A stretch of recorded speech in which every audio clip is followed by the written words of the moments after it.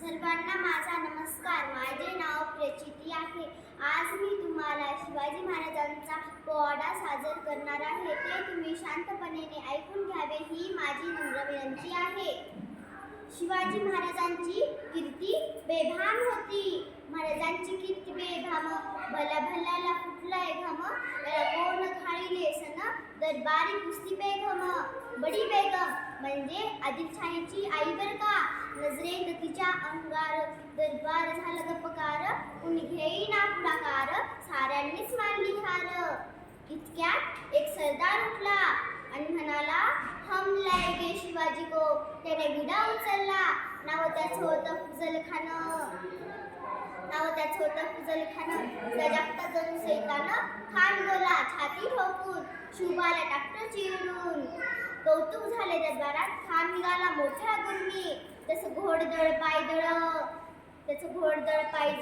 फौज फाटले बखळ, अंगिदा हातीचं बळ, पाहणारा कापे चळचळ.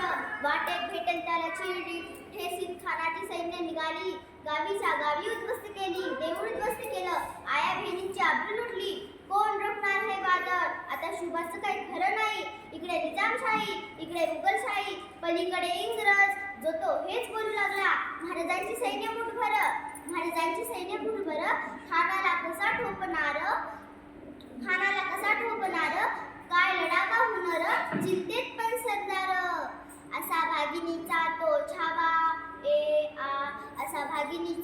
छावा, गनिमांना कसा ठेचावा, डोक्यात गनिमी गावा, भेटीचा धाडला सांगावा.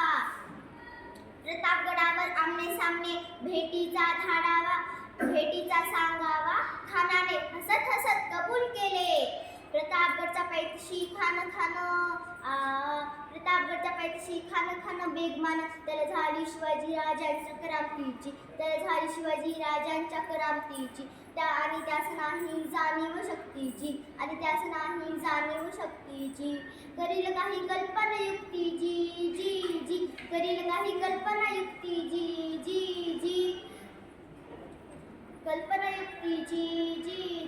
खानासाठी एक सुंदर सामियाना उभारला होता.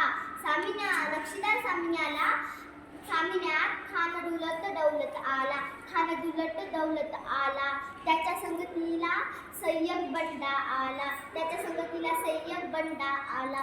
महाराजांना पाहून खान म्हणतो कसा, आओ शिवाजी आओ, हमारे गले लग जाओ. खान हाक मारतो हसरी, रोखून नजर गजरी. महाराजांनी खानाला आलिंगन दिलं. दगा केला. खानदाबी मान मानला. कटरीचा वार केला. खरखर आवाज झाला. चिलकत होत अंगाला. खानाचा आवाज फुकट गेला. खान एडबडू लागला. इतक्यात महाराजांनी खानाच्या पोटात बिछवा ढकलला. वाघनकाचा वारा केला.